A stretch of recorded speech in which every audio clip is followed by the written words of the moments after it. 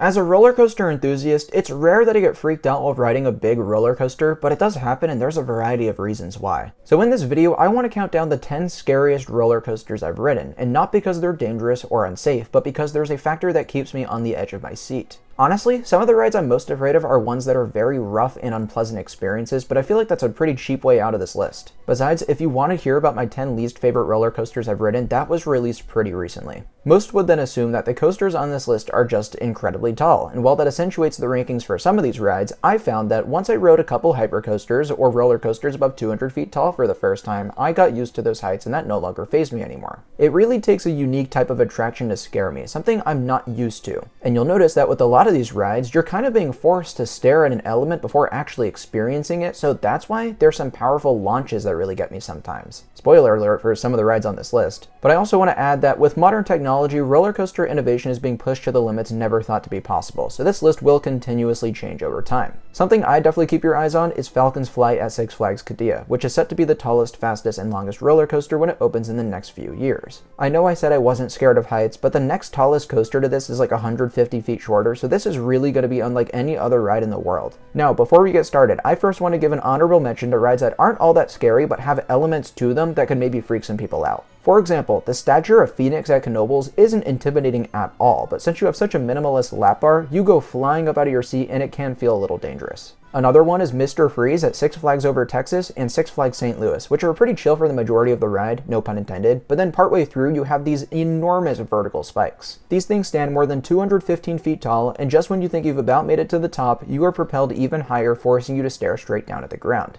Tornado at Bakken in Denmark is a ride that I'd by no means consider scary under regular circumstances, but if you ask the ride operators to put the ride on boost mode, you'll probably be a bit on edge. This means your vehicle is sped up on the launch, the mid-course brake runs no longer slow you down, and you're spinning a good 3 times more than you would otherwise. Here's kind of an interesting one. Insomnia at Cataplu in Mexico City is known for having one little hill that takes place over the edge of a shopping mall. It is nothing but a sheer drop-off, and I certainly remember being a little freaked out there. Having said that, it's the only part of this ride that's even remotely scary, so there's no way I could feature it in this list. Hades 360 at Mount Olympus is probably the most intimidating wooden roller coaster I've ever experienced because all you can see is this massive drop and an inversion way on the other side of the parking lot. When the general public visiting that park figures out you have to go beneath the parking lot, it has to be a lot to handle. Last one I'll mention before we get things started, Red Force at Ferrari Land likely would have made this list, except you begin accelerating to extreme speeds before you really have time to process it. It's not like similar rides that make you sit on that launch section and stare up at the rest of the layout before sending you on your way.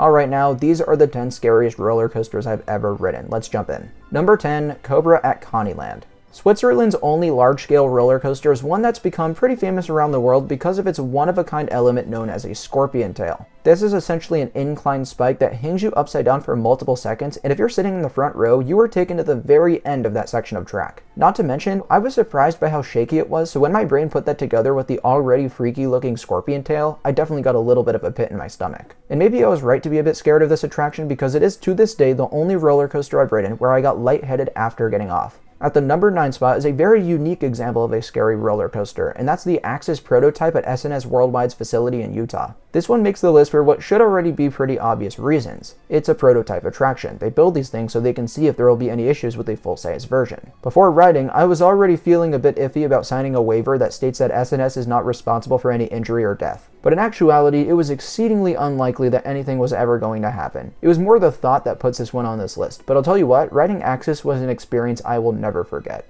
Number 8, Max Force at Six Flags Great America. This is a coaster I got to ride for the first time this year, and I was surprised by how nervous I got waiting for this thing to launch. I don't usually get worked up over launches unless there's something about them particularly crazy, and in Max Force's case, it features the fastest acceleration of any launch in the country and one of the quickest accelerations in the world. I'd been watching this ride take off to 78 miles per hour in 1.8 seconds for quite a while waiting for the front row, and I think that had to have fueled my nervousness a lot because my heart started pounding before taking off on that launch track. What an awesome moment, one where a little bit of fear made it all the more exciting. Number 7, Theom Giant inverted boomerang coasters. This super rare coaster model has always looked intimidating since the first day I laid my eyes on one. I've now ridden 2 of them, Aftershock at Silverwood in Idaho and Stuntfall at Parque Warner Madrid in Spain, and no matter where I experience it, I'm definitely on edge climbing up those lift hills. Particularly the first one, because your entire weight is being held up by this restraint as you climb up 177 feet vertically backwards. And if that wasn't enough, when the ride's getting ready to end, it has to catch you on this same lift, meaning you end up facing down at the ground a second time in the same experience. But these elements are part of what makes these coasters so unique, which is why I absolutely love getting on them whenever I can.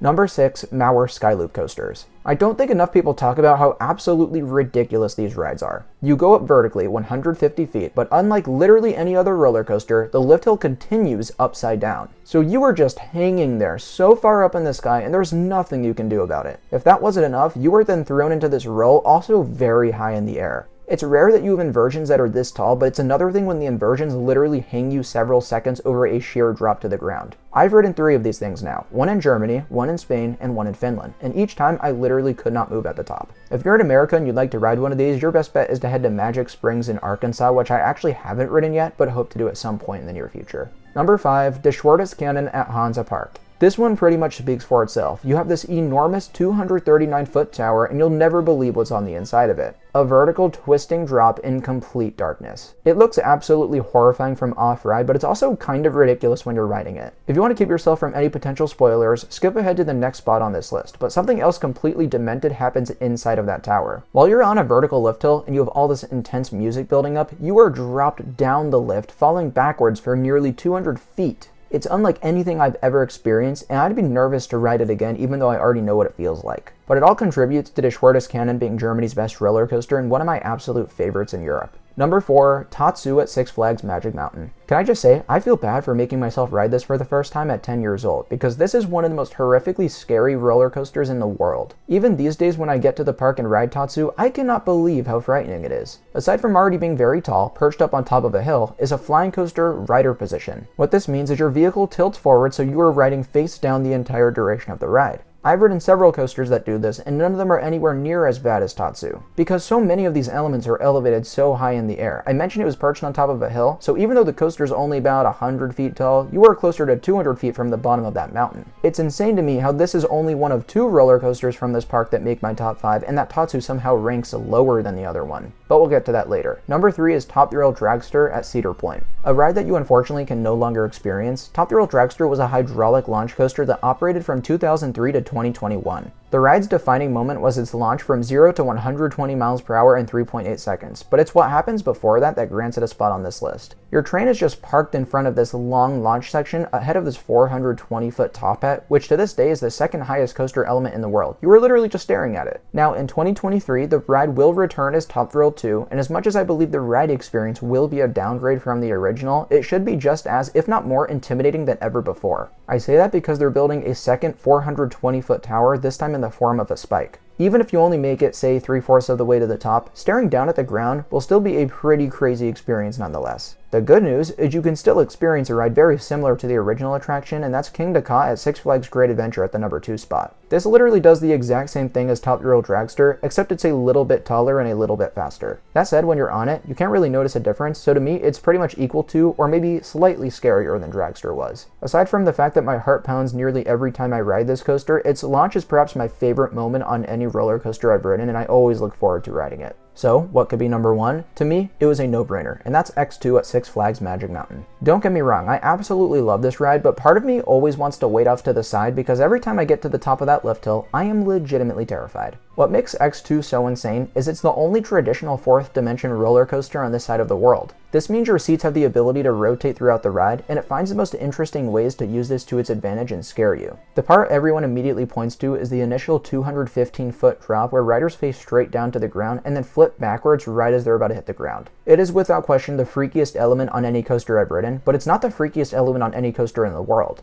Over in Japan, there's a ride that goes by the name of Ejinaika, and this takes the concept of X2 and makes it even crazier. Not only is there far more flipping, but its drop is also considerably larger. I can only imagine that riding this coaster would be a religious experience, and it's currently my number 1 bucket list coaster I've yet to ride. But maybe there's something I missed. Let me know down in the comments what coasters you've ridden are the scariest. There are so many different reasons to be intimidated by these rides, and you should by no means feel embarrassed. If you enjoyed today's video, be sure to give it a like and subscribe to Coaster Dash so you don't miss any content like this in the future. Currently, my analytics show that just 26% of my viewers are subscribed, so if you could do your part to bring that number up, I'd appreciate it very much. Until next time, I'll see you all very soon. Bye guys.